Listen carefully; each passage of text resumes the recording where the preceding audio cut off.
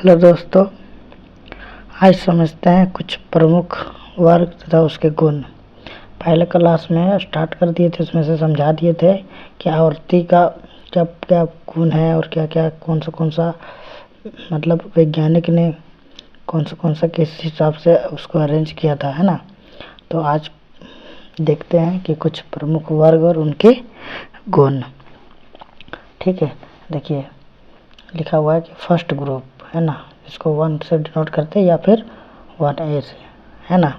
बोलता है कि जो 1A या 1 है, ये ग्रुप में कौन सा तत्व होता है ना। फर्स्ट ग्रुप में कौन सा तत्व होता है, तो याद रखिएगा, पहला होता है हाइड्रोजन, दूसरा में लिथियम, तीसरा में सोडियम, चौथा में पोटेशियम, रेडियम, सर्सियम और फ्रांसियम, है ना। तो इसको याद करने का ट्रिक है, हेलेना न करी रब से फरियाद। ठीक है, हेलिना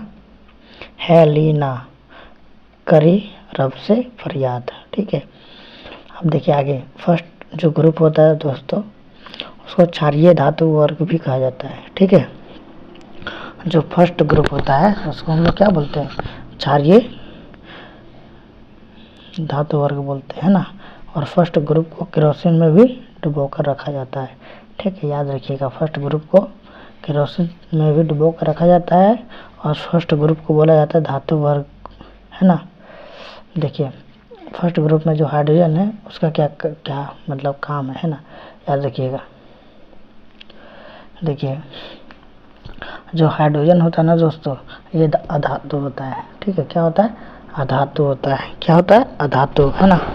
अब देखिएगा, ये न्यूट्रॉन नहीं होता है, इसमें न्यूट्रॉन नहीं होता है। ठीक है दोस्तों, आगे देखिए, सबसे हल्का गैस अगर होता है तो हाइड्रोजन होता है। ठीक है, गैस बोल रहा है, ठीक है, सबसे हल्का गैस हाइड्रोजन, और हाइड्रोजन का इलेक्ट्रॉनिक विन्यास क्षारीय धातु के समान होता है। ठीक है दोस्तों, हाइड्रोजन का जो इलेक्ट्रॉनिक विन्यास होता है वो क्षारीय धातु के समान होता है। देखिए ये एक ऐसा धातु है ना, ये आप बोल सकते हैं इसको अवारत तत्व, है ना, हाइड्रोजन को। क्यों, क्योंकि ये मतलब धातु का भी काम करता है और कभी कभी अधातु का भी काम करता है। ठीक है ना, तो इसको लेकिन रखा जाता है अधातु ग्रुप में। ठीक है, आगे आइएगा, देखिए लिथियम का क्या काम है, यह सबसे हल्की धातु है। देखिए दोस्तों, सबसे हल्का गैस बोला जाए तो हाइड्रोजन है, लेकिन अगर लिथियम सबसे हल्की धातु बोला जाए तो लिथियम है। ठीक है, क्या आगे समझिएगा। देखिए तो उसके बाद आ जाएगा आपका सोडियम।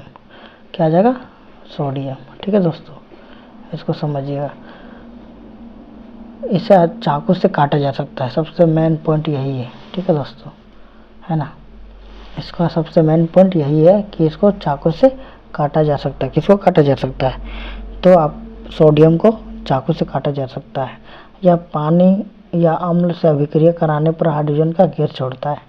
इसको हम लोग पानी या अम्ल के साथ अभिक्रिया कराएंगे दोस्तों सोडियम को, तो हाइड्रोजन का गैस देगा। ठीक है दोस्तों, सोडियम समुद्री पानी में निकाला जा सकता है। सोडियम कहाँ से निकाला जा सकता है, तो समुद्री पानी से निकाला जा सकता है। ठीक है, आगे आइएगा, नेक्स्ट पोटेशियम। क्या दोस्तों, पोटेशियम। देखिए पोटेशियम क्या है, पोटेशियम को हथेली पर रखने पर गल जाता है। ठीक है दोस्तों, याद रखिएगा, पोटेशियम को हथेली पर रखिएगा ना तो ये गल जाएगा। पोटेशियम बारूद का एक अवयव है, मतलब पोटेशियम से बारूद भी बनता है। ठीक है दोस्तों, आगे आइएगा, देखिए फर्स्ट ग्रुप में इतना ही काम का चीज़ था। अब देखिए सेकंड ग्रुप में ये जिसको A2 बोलते हैं, उसमें आएगा बेरियम, है ना, मैग्नीशियम, कैल्शियम, सर्सियम, बेरियम और रेडियम।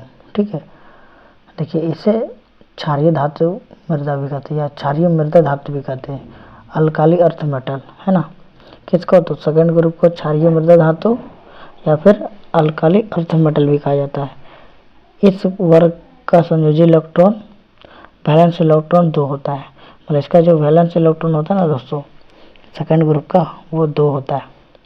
इस वर्ग का संयोजकता या वैलेंसी भी 2 होता है। ठीक है, देखिए ये थर्ड आइए 1B, है ना, या जिसको 11 भी कहते हैं, है ना।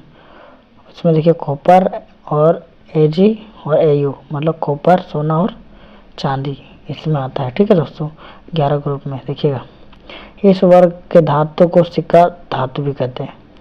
इस ग्रुप के जो होता है ना दोस्तों, उसको हम लोग सिक्का धातु भी कहते हैं। ठीक है, क्या बोलते हैं, सिक्का धातु। है ना, या कॉइन मेटल। इसकी चालकता होती है दोस्तों, पहला सोना, मतलब सबसे कम सोना होता है, फिर सिल्वर, फिर कॉपर, मतलब सबसे कम कॉपर में, सबसे ज़्यादा सिल्वर में और सबसे ज़्यादा सोना में होता है कंडक्टिविटी, ठीक है।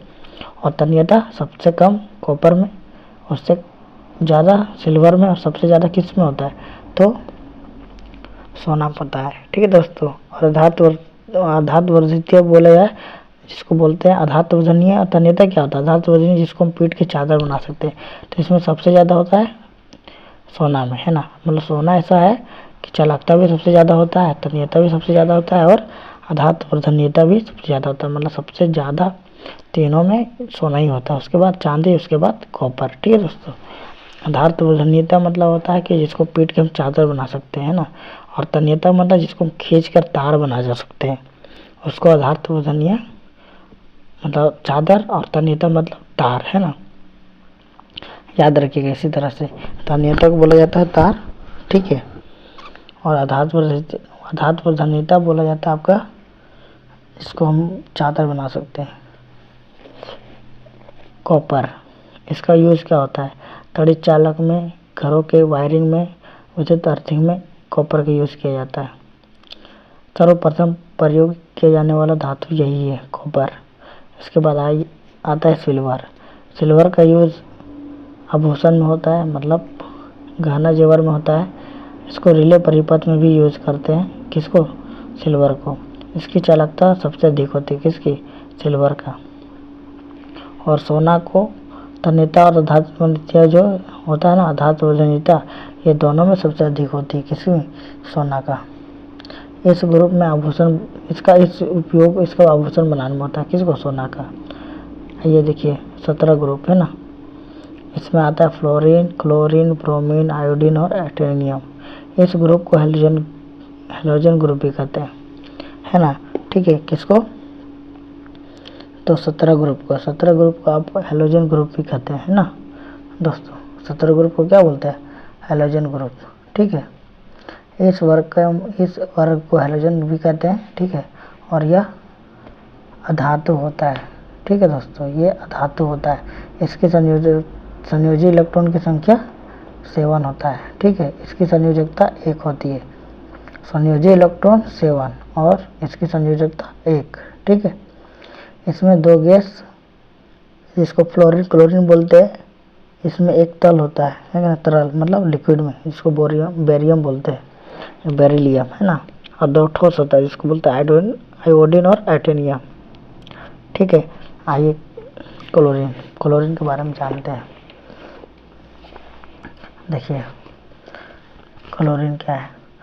क्लोरीन जो सबसे पुराना ओल्डेस्ट हेलोजन धातु है, सबसे पुराना हेलोजन धातु कौन है, क्लोरीन। इसका यूज होता है ब्लीचिंग एजेंट के रूप में, ठीक है।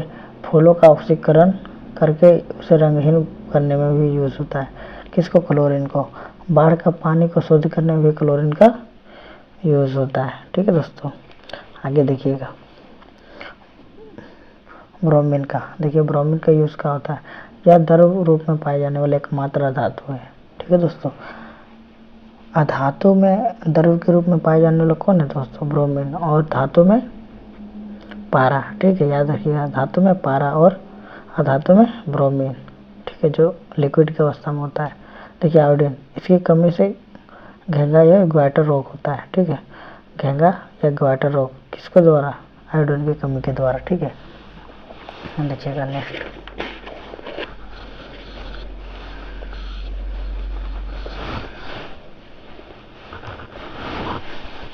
देखिएगा दोस्तों, देखिए आयोडीन कहाँ मिलता है, तो यह समुद्री शैवाल लेमिनेरिया, है ना, कहाँ पे मिलता है दोस्तों, तो समुद्री, है ना, लेमिनेरिया में प्राप्त होता है, क्या, आयोडीन। देखिए ग्रुप 18, ठीक है, जिसको हम लोग ग्रुप 0 भी बोलते हैं, जिसमें क्या क्या होता है, helium, neon, argon, krypton, xenon और रेडॉन होता है, ठीक है। इसकी संख्या कितनी होती है, तो इसकी संख्या 6 होती है, ठीक है। इसका वर्ग का सभी तत्व क्या होता है, गैस, मतलब 18 ग्रुप में 6 पाया जाता है तत्व, ठीक है ना दोस्तों। और वर्ग का सभी तत्व गैस अवस्था में पाया जाता है। और वर्ग ग्रुप में जो 18 ग्रुप में है, जिसको 0 ग्रुप बोलते हैं, उसमें 6 तत्व होता है और सभी गैस होता है, ठीक है दोस्तों। इस वर्ग का अक्रिय गैस, इनर्ट गैस, शून्य वर्ग को भी कहा जाता है, ठीक है, या फिर निष्क्रिय गैस भी कहते हैं, ठीक है दोस्तों। इस ग्रुप में निष्क्रिय गैस को नॉन रिएक्टिव ग्रुप भी कहते हैं, मतलब ये किसी से रिएक्शन नहीं करती है। इस वर्ग का संयोजी इलेक्ट्रॉन वैलेंस इलेक्ट्रॉन कितना होता है, तो 8 होता है। इस वर्ग का संयोजकता वैलेंसी शून्य होता है ना, इसका संयोजकता कितना होता है दोस्तों, शून्य होता है ना। यह वातावरण में देखिए बताया गया कि वातावरण में कहाँ पाया जाता है। देखिए हीलियम 0.005%, नियोन 0.0018%, आर्गन 0.98% है ना, xenon 0.009%, krypton 0.001%, hydrogen 0.005%, carbon dioxide 0.38% है ना। सबसे ज़्यादा कहाँ क्या पाया जाता है दोस्तों, तो नाइट्रोजन पाया जाता है। हमारे वायुमंडल में सबसे ज़्यादा क्या पाया जाता है, नाइट्रोजन, ठीक है। देखिए वायुमंडल में लगभग 1% अक्रिय गैस है, ठीक है। अक्रिय गैस कितना परसेंट है, टोटल 20% है दोस्तों, मतलब है ना, जिसमें से ऑक्सीजन 20% है और बाकी अक्रिय गैस, मतलब सबसे कम अक्रिय गैस पाया जाता है, ठीक है दोस्तों। अक्रिय गैस एक क्या होता है, एक परमाणु मोनोएटॉमिक होते हैं, ठीक है। एक अक्रिय गैस जो होता है एक परमाणु होता है, ठीक है। अक्रिय गैस देखिए इलेक्ट्रॉन बंधुता, इलेक्ट्रॉन एफिनिटी शून्य होता है, मतलब ये बंधुता नहीं करा सकता किसी से। आयनन विभव भी शून्य होता है, किसका, अक्रिय मतलब 18 ग्रुप का, ठीक है। याद रखिएगा विद्युत ऋणात्मकता महत्तम होता है, मतलब विद्युत ऋणात्मक सबसे ज़्यादा होता है, ठीक है दोस्तों। आइए हीलियम के बारे में समझते हैं। देखिएगा क्या बोला गया है हीलियम के बारे में कि यह एस ब्लॉक का सदस्य है, लेकिन अक्रिय इनर्ट गैस के कारण इसे पी ब्लॉक में रखा गया है। हीलियम तो ऐसे एस ब्लॉक का है, लेकिन इसको अक्रिय गैस होने के कारण इसको पी ब्लॉक में रखा गया, ठीक है। किसको, तो हीलियम को। इसके बाह्यतम कक्षा में केवल 2 इलेक्ट्रॉन है दोस्तों, बाकी सभी अक्रिय गैस बाह्यतम कक्षा में 8 इलेक्ट्रॉन होता है। सिर्फ हीलियम में ही 2 इलेक्ट्रॉन होता है बाहरी कक्षा में, बाकी सबका 8 इलेक्ट्रॉन होता है, ठीक है दोस्तों। सभी गैसों में इसका क्वथनांक बिंदु बॉइलिंग पॉइंट सबसे कम होता है, ठीक है। हीलियम का यूज क्या होता है, वातावरण में वायुयान में टायर में लगाया जाता है, ठीक है ना दोस्तों। याद रखिएगा हीलियम का यूज बता रहा है कि हीलियम का यूज क्या है, तो देखिए हीलियम का यूज है वायुयान के टायर में, अस्पताल के कृत्रिम रूप में सांस लेने के लिए ऑक्सीजन के साथ मिलाया जाता है हीलियम को। गोताखोर द्वारा सांस लेने में ऑक्सीजन के साथ मिलाया जाता है किसको, तो हीलियम को, है ना दोस्तों। आइए नियॉन के बारे में जानते हैं। नियॉन क्या है, नियॉन इसका भी यूज क्या है, इसका विसर्ग नली डिस्चार्ज ट्यूब में होता है, इंडिकेटर के रूप में भी होता है बल्ब में, है ना, और यही 2 का प्रयोग होता है। इसी कारण इंडिकेटर बोर्ड पिंक या गुलाबी रंग देता है, ठीक है, किसका, नियॉन के कारण। उसके बाद आइए आर्गन में। आर्गन को बोला जाता है अक्रिय गैस में सबसे अधिक आर्गन होता है ना, वातावरण में उपलब्ध होता है, और इसका यूज बल्ब ट्यूब लाइट में यूज होता है, किसका, आर्गन का, ठीक है दोस्तों। बल्ब और ट्यूब लाइट में किसका यूज होता है, तो आपका आर्गन का ही यूज होता है, ठीक है। अब आइए क्रिप्टन के बारे में। क्रिप्टन इसका यूज फोटोग्राफी और लेजर बनाने में किया जाता है, ठीक है, किसका बताइएगा, तो क्रिप्टन का यूज कहाँ होता है, तो फोटोग्राफी और लेजर बनाने में होता है। और जेनॉन का तो इसका स्ट्रेंजर गैस बनाने में होता है, ठीक है, इसको स्ट्रेंजर गैस भी कहते हैं। और रेडॉन का गैसीय तत्व में सबसे भारी होता है हाइड्रोजन, और गैसीय तत्व में सबसे हल्का होता है हाइड्रोजन, याद रखिएगा, ठीक है। और सबसे हल्का तत्व मतलब धातु तो उसका हो जाता है कौन सा, लिथियम, ठीक है दोस्तों। अक्रिय गैसों में रेडॉन सबसे कम लगभग नहीं होता है, कौन सा, रेडॉन ना के बराबर होता है, ठीक है दोस्तों। आगे आइएगा देखिएगा उसका कुछ महत्वपूर्ण तत्व, जैसे इंपॉर्टेंट में आता है क्रोमियम, ठीक है, कौन सा आता है, क्रोमियम। देखिए क्रोमियम के बारे में जानते हैं। क्रोमियम जो होता है साइकिल के रिम पर परत चढ़ाया जाता है जंगरोधी बनाने के लिए। कहाँ पे? तो साइकिल में। ठीक है दोस्तों, साइकिल के जो रिम होता है उसमें परत चढ़ाया जाता है क्रोमियम का, ताकि वो उसमें जंग ना लगे। फेरस है ना, जिसको बोलते हैं आयरन। सबसे अधिक प्रयोग किया जाने वाला तत्व कौन सा दोस्तों? ये आयरन ही सबसे ज़्यादा उपयोग करने वाला धातु है। लोहे को जंग से बचाने के लिए या बनाने के लिए, जंग रोधी बनाने के लिए क्रोमियम तथा कठोर बनाने के लिए कार्बन मिलाया जाता है। ठीक है, क्रोमियम और कठोर बनाने के लिए कार्बन मिलाया जाता है। किसको? लोहा में। लोहे पर जंग लगता है जल तथा ऑक्सीजन तथा जल के उपस्थिति में। ठीक है, लोहे पर जंग लगना ऑक्सीकरण कहलाता है। जंग का विक्रिया क्या है? तो फेरस प्लस ऑक्सीजन से जल प्लस Fe3O2 है ना, ये है आपका लोहे में जंग लगाने के ऑक्सीकरण। ठीक है, समीकरण है। ठीक है, उसके बाद देखिए आइएगा क्या बोल रहा है कि लोहे को जंग से बचाने के लिए जिंक का लेप लगाया जाता है, जिसको नाम है जस्तीकरण। ठीक है दोस्तों, जंग का लेप लगाया जाता है, जिंक का लेप लगाया को बोला जाता है जस्तीकरण। इसमें जंग लगने की गंभीर समस्या होता है। किसमें? लोहे में। अब आइएगा प्लेटिनम के बारे में जानते हैं। प्लेटिनम क्या है? यह सफ़ेद स्वर्ण कहते हैं। प्लेटिनम को ही सफ़ेद स्वर्ण या वाइट गोल्ड कहते हैं। ठीक है दोस्तों, इसमें एडम उत्प्रेरक भी कहते हैं। इसे एडम उत्प्रेरक या सफ़ेद स्वर्ण कहते हैं। सबसे कठोर धातु प्लेटिनम होता है और सबसे कठोर तत्व हीरा होता है। ठीक है दोस्तों, सबसे कठोर धातु प्लेटिनम और सबसे कठोर तत्व हीरा। एल्युमिनियम क्या है? मुक्त अवस्था में पाए जाने वाला तत्व है। क्या? एल्युमिनियम। ठीक है, अब कार्बन के बारे में जानते हैं। देखिए, जो कार्बन होता है ना, इलेक्ट्रॉनिक विन्यास 1s2 2s2 और Tp2 होता है। इसकी संयोजी इलेक्ट्रॉन 4 होता है, इसकी संयोजकता भी 4 होता है। यह सार्वभौमिक यूनिवर्सल तत्व के नाम से भी जाना जाता है। यह संयोजकता कोवैलेंट बॉन्ड बनाता है। ठीक है दोस्तों, और इसका यूज होता है इस्पात में कठोर बनाने के लिए। किसका? कार्बन का।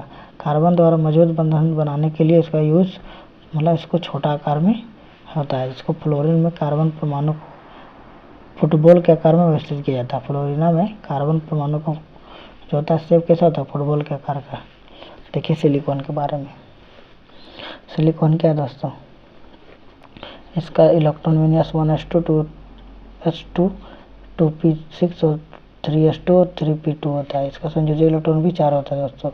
इसका यूज क्या होता है? एकीकृत परिपथ इंटीग्रेटेड सर्किट में होता है। ठीक है दोस्तों, तो आज नहीं रहने देते दोस्तों, कल आपको और आगे महत्वपूर्ण क्वेश्चंस और महत्वपूर्ण टॉपिक लेके आएंगे और इसको क्लियर करेंगे। ठीक है दोस्तों, तो जय हिंद जय भारत।